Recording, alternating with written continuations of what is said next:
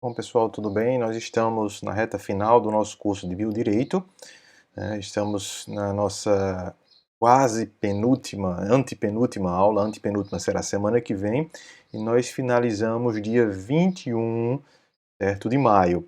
Eu vou projetar para vocês aqui o nosso calendário aqui, ok? Vejam aqui em maio, dia 26, em verde, é justamente o nosso último dia de aula. Só que dia 26 cai numa quarta-feira. Então, na quarta-feira não temos aula, nossa aula é na sexta-feira. Então, nós finalizamos dia 21 de maio. Então, 21 de maio à noite já estará liberada a nossa segunda e última atividade, tá certo?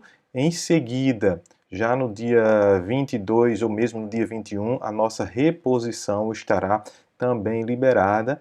E daí, dia 25, as notas serão publicadas, e dia 26, ou dia 25 mesmo, a nossa final, para quem fique na final, efetivamente, espero que ninguém fique, mas se alguém ficar na final, dia 25, dia 26, nós postaremos no Pivai, lá na plataforma do Moodle, nós teremos lá no espaço do nosso curso a nossa última atividade, a atividade final. Então não esqueçam desses detalhes, lembrando que esse calendário é o calendário oficial da PRPG, que também está disponível no seu controle acadêmico. Bom, pessoal, estamos vendo aqui os casos específicos relacionados com o biodireito, né? Já vimos organismos geneticamente modificados e hoje vamos ver o transplante de órgãos, né? Vamos ver os transplantes, depois o patenteamento de organismos vivos, né, de seres vivos, a bioética dos animais e vegetais, né, o biodireito nos vegetais e animais, no tratamento com animais e vegetais, certo? E vamos caminhando para o final do nosso curso, ok? Vou projetar aqui o nosso slide. Lembrando que as dúvidas podem podem ser deixadas no chat do YouTube ou mesmo lá no espaço da plataforma Moodle, onde você tem a possibilidade de fazer perguntas e eu sempre respondo também lá no chat do Moodle, ok? Então vamos falar hoje sobre doação de órgãos e tecidos vivos no Brasil. Então se trata de uma perspectiva legal, uma perspectiva jurídica, mas também uma perspectiva voltada para comportamentos de solidariedade, né? Afinal, doar órgãos é um comportamento que tem muita ligação com o que nós chamamos de solidariedade, né? Com uma ação comunitária, uma ação de empatia com o outro, não é? Então, diz respeito ao que nós pensamos sobre o outro. E nessa atividade, claro, né, como diz respeito à vida humana também, tá certo? Diretamente, a minha disponibilidade de doar órgãos, ou vivo ou após falecido, não é? E aí a família tem um papel fundamental nesse processo, como nós veremos. Temos aí regras de biodireito que são fundamentais a serem seguidas para que não haja uma mercantilização, certo? E o desrespeito do direito à dignidade humana. Né? Lembrem-se do que está lá na nossa Constituição Federal, no início da nossa Constituição, que tanto falamos aqui no nosso curso, não é? Que é a busca final do biodireito, a busca pela dignidade humana, na verdade é a busca de todo o ordenamento jurídico, a busca pela dignidade humana. Mas o biodireito toca mais especificamente nessa seara, porque vai falar especialmente sobre vidas, né? Sobre vidas. Vou passar aqui para vocês. Bom, transplante é uma prática antiga no Brasil. Na verdade, os transplantes começam em 1960, não é? O primeiro transplante de rins começa, na verdade, acontece em 1964, 1965 e o primeiro transplante de coração em 1968, não é? Agora, esse tipo de cirurgia, esse tipo de intervenção, né? É uma cirurgia, na verdade, o transplante é uma cirurgia, é uma intervenção, é um procedimento invasivo. né, que precisa ter regras muito claras, passa a ser regularizado em 1997 com a Lei 9.434, a Lei 9434, que é a Lei de Transplantes no Brasil, a Lei Geral de Transplantes no Brasil. A Lei 9434/97 modificou o tipo de doação vigente no país e até então era consentido, ou seja, era preciso se manifestar em vida a favor ou contra a doação em caso de óbito, né? Essa lei muda porque ela enrijece, ela modifica as regras relacionadas com o consentimento. Vocês viram que a partir das normas internacionais até as nossas normas internas aqui no Brasil, há um aspecto central que é o aspecto do consentimento. Esse é um aspecto fundamental no biodireito. Consentimento da pessoa que vai ter algum tipo de manipulação de seus órgãos ou tecidos. Certo? Com a lei dos transplantes, a autorização passou a ser presumida, devendo o discordante manifestar formalmente sua posição. Isso era expresso na Carteira Nacional de Habilitação. Acho que muitos de vocês não pegaram essa época, são muito novinhos, mas eu peguei essa época e você tinha que dizer claramente: sou doador de órgãos na Carteira Nacional de Habilitação, na CNH.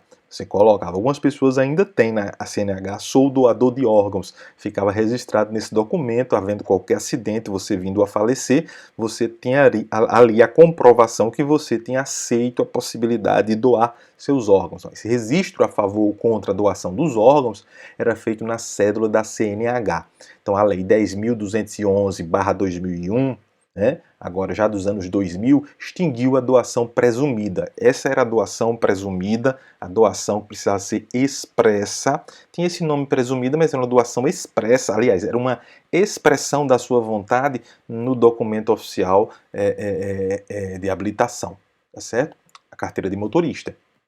Então, essa lei 10.211 ela extinguiu a doação presumida e determinou a autorização por escrito de parentes de primeiro ou segundo grau ou cônjuge com relação comprovada, sem a qual a retirada de órgãos seria impedida, independentemente do desejo em vida do potencial doador.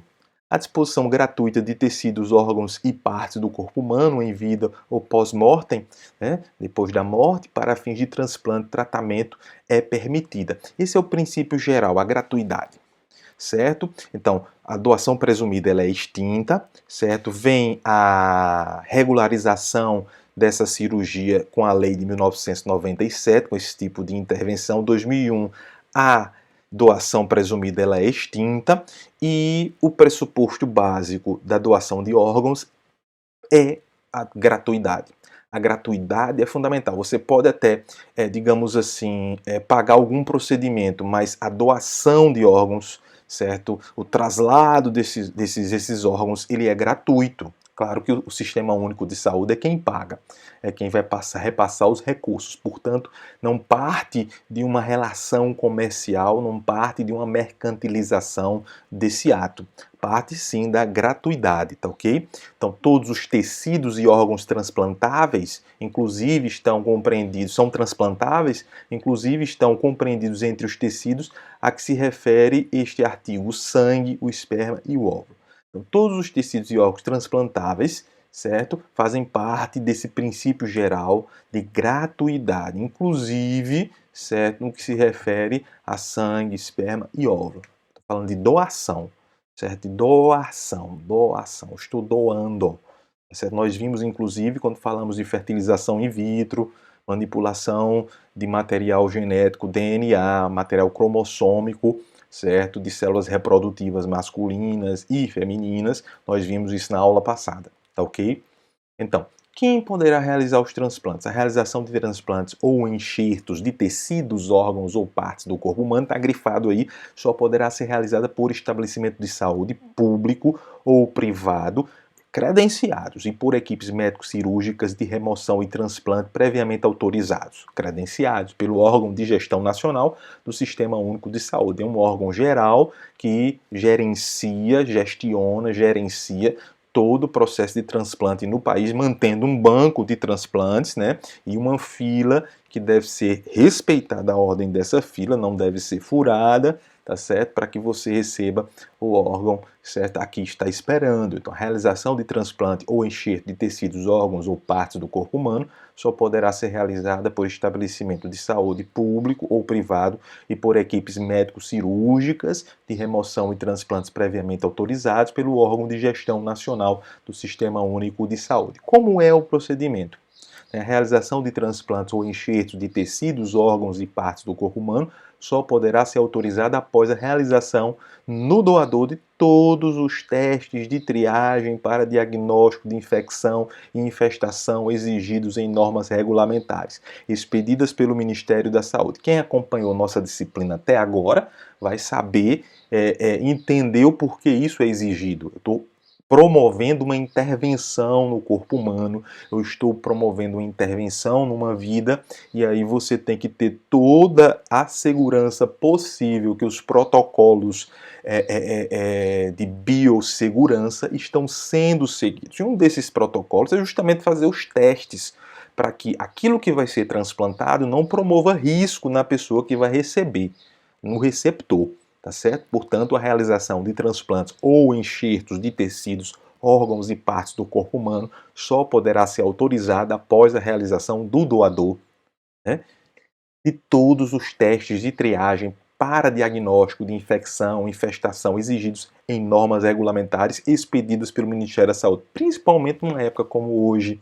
Isso fica mais forte com essa pandemia que nós estamos vivenciando.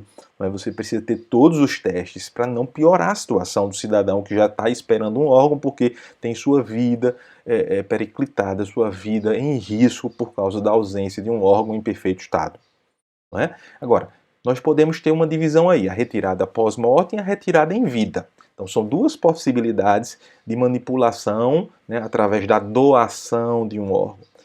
A doação pós-mortem, certo? Ou seja, depois da morte, e que é mais conhecida, digamos assim, mais falada e mais polêmica, e a doação em vida, tá certo?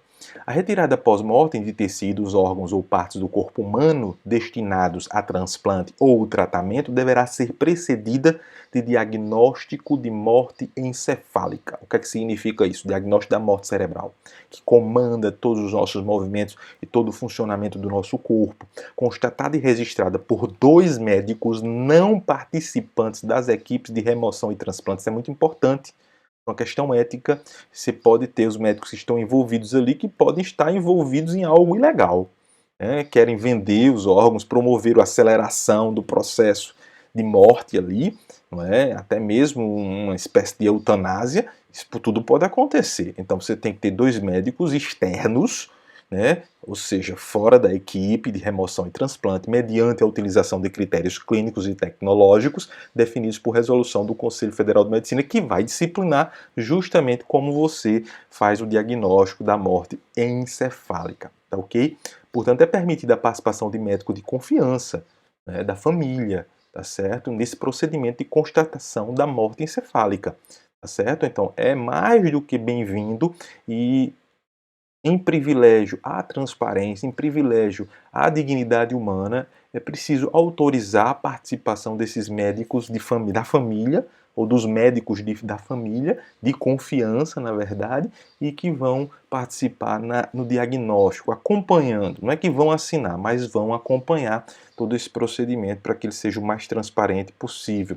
Então, todos os documentos referentes ao procedimento, inclusive prontuários, deverão ficar sob a custódia da entidade que procedeu ao transplante pelo prazo de 5 anos, para que se tenha, que por acaso aconteça algum tipo de questionamento acerca do procedimento, você tenha a possibilidade de recuperar uma documentação, até mesmo não só para acusar, mas para defender profissionais que participaram daquele procedimento. E esse ato aí de guardar a documentação que foi toda assinada, que atestou todo o procedimento, desde a morte encefálica até a doação dos órgãos, é importante para assegurar a própria lisura do procedimento e serve de defesa para os próprios profissionais que fazem parte do procedimento. Então não é nada invasivo, nem algo despropositado. É em busca de uma transparência e de respeito à participação de cada um.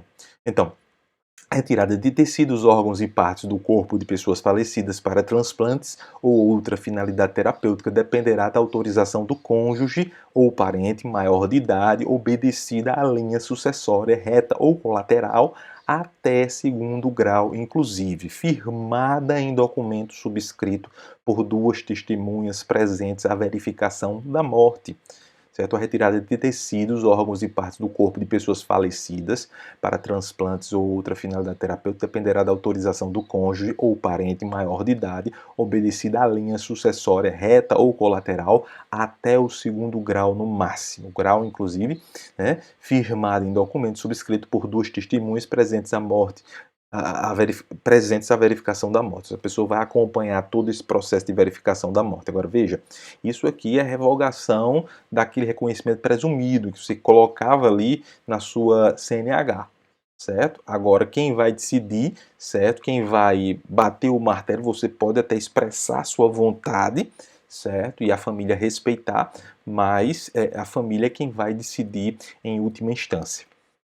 Então, a remoção pós-mortem de tecidos, órgãos ou partes do corpo de pessoa juridicamente incapaz poderá ser feita desde que permitida expressamente por ambos os pais ou por seus responsáveis legais. A remoção pós-mortem de tecidos, órgãos ou partes do corpo de pessoa juridicamente incapaz poderá ser feita desde que permitida expressamente por ambos os pais ou por seus responsáveis legais. É verdade, é proibida a remoção pós-mortem de tecidos, órgãos ou partes do corpo de pessoas não identificadas.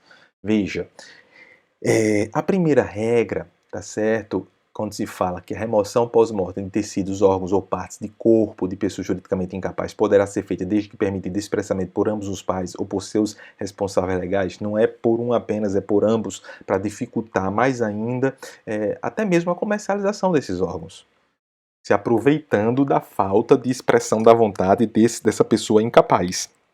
Nós vimos numa das nossas aulas o que é juridicamente incapaz, aquela pessoa que não pode expressar seus direitos diretamente. Um deficiente mental, alguém que não consegue expressar de forma a discernir todas as suas ideias e entender o que está acontecendo ali naquele processo, de modo que possa ser enganada facilmente ou sua vontade não vai ser expressa de forma plena, vai ser suprimida, na verdade. Certo? Então é preciso ter um cuidado todo especial. Por isso que se diz também na segunda regra que é vedada, é proibida a remoção pós-mortem, ou seja, depois da morte, de tecidos, órgãos ou partes do corpo de pessoas não identificadas.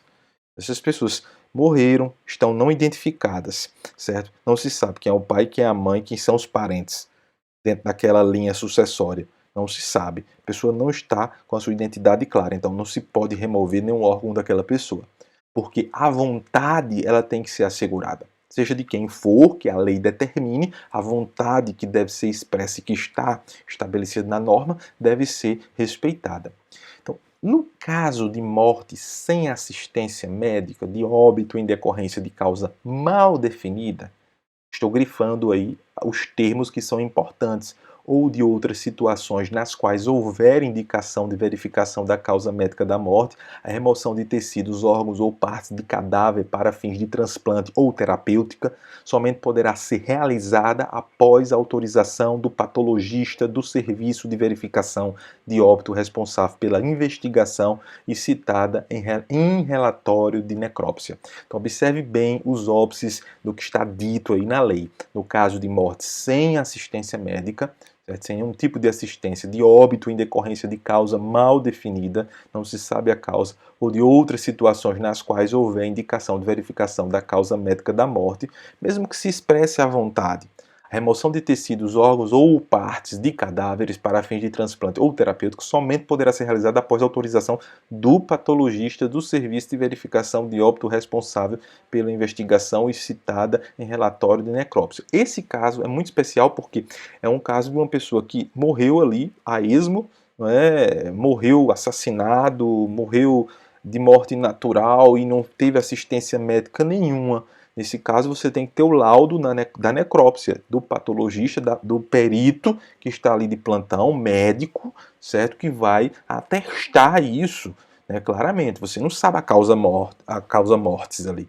Você não sabe a causa da morte. Você precisa de um profissional que vai. Já que não foi no hospital, você não estava ali sendo atendido, você não estava internado, certo? E aí veio a falecer no hospital, e aí você tem como atestar a morte da pessoa, porque ela vinha convalescendo, de repente ela piorou e aí faleceu, tá certo? É permitida, aí veja, a segunda hipótese, certo? Nós vimos a pós-mortem, agora, durante a vida é permitida a doação? Claro, é permitida a pessoa juridicamente capaz, aquela que pode expressar sua vontade, dispor gratuitamente de tecidos, órgãos e partes do próprio corpo vivo para fins terapêuticos ou para transplantes em cônjuge ou parentes consanguíneos até o 4º grau, inclusive na forma do parágrafo 4 deste artigo, ou em qualquer outra pessoa mediante autorização judicial dispensada esta em relação à medula óssea. Então, veja, dispensada em relação à medula óssea. Então, a medula óssea você pode dispor dela, né? Pode dispor, certo? Se não for um parente até o 4º grau, outra pessoa, qualquer mediante autorização judicial. Veja como está aí disposto gratuitamente. Está grifado, sublinhado para que vocês entendam isso. É disposto de forma gratuita para fins terapêuticos ou para transplantes em cônjuge ou parentes consanguíneos até 4º grau. Fora disso, é por decisão judicial. E isso é dispensado para transplante de medula óssea. Tá certo? Só é permitida a doação referida neste artigo quando se tratar de órgãos duplos. Que aí é o detalhe, né? Certo? Claro, se não é órgão duplo, você retira, você prejudica o funcionamento do corpo e pode até vir a falecer. Né? De partes de órgãos, tecidos ou partes do corpo, cuja retirada não impeça o organismo do doador de continuar vivendo sem risco para a sua integridade e não represente grave comprometimento de suas aptidões vitais e saúde mental, e não cause mutilação ou deformação inaceitável e corresponda a uma necessidade terapêutica comprovadamente indispensável à pessoa receptora. Então veja, no caso de órgãos duplos, de partes de órgãos, tecidos ou partes do corpo cuja retirada não impeça o organismo do doador de continuar vivendo sem risco para a sua integridade e não represente grave comprometimento de suas aptidões vitais e saúde mental. É claro isso aí, né? Então, o doador deverá autorizar, preferencialmente por escrito e diante de testemunhas, especificamente o tecido, órgão ou parte do corpo objeto da retirada. Então, ele vai expressar sua vontade como é regra geral dentro do biodireito. Né? Inclusive, foi uma das questões da nossa atividade passada, os princípios do biodireito. Certo? A ciência, a presciência, certo? A beneficência, a não maledicência, tá certo? E a possibilidade de você expressar livremente a autonomia, certo? Da vontade. Então, a doação poderá ser revogada pelo doador ou pelos responsáveis legais a qualquer momento antes de sua concretização, como nós vimos ao longo do nosso curso, tá certo? Então, o indivíduo juridicamente incapaz, vem o indivíduo incapaz, aquele que não pode expressar sua vontade, com compatibilidade imunológica comprovada, os testes foram realizados, então o órgão dele cabe perfeitamente, se dá perfeitamente com o organismo receptor, poderá fazer doação nos casos de transplante de medula óssea, desde que haja consentimento de ambos, os pais ou seus responsáveis legais e autorização judicial. Aí veja, não é só autorização dos pais ou seus responsáveis legais, mas também se soma a isso, certa autorização judicial e o ato não oferecer risco para a sua saúde. São 3 detalhes: autorização dos pais ou dos seus responsáveis, tá certo? Autorização judicial e não pode oferecer risco para a sua saúde. Então, é vedado à gestante dispor de tecidos, órgãos ou partes de seu corpo vivo, exceto quando se tratar de doação de tecido para ser utilizado em transplante de medula óssea e o ato não oferecer risco à sua vida ou ao feto. Então, no caso da gestante, você tem um elemento a mais, que é o feto. Não pode causar prejuízo também ao feto. Por isso que tem essa proibição. Agora, tem a possibilidade de transplante, quando você tira uma parte de um lugar e enxerta em outro lugar. Esse é o autotransplante. O autotransplante depende apenas do consentimento do próprio indivíduo, registrado em seu prontuário médico, ou se ele for juridicamente incapaz de um de seus pais ou responsáveis legais. Veja, não havendo prejuízo, que é a regra geral, então ele pode autorizar e, se ele for juridicamente capaz, precisa de autorização de um de seus pais ou responsáveis legais.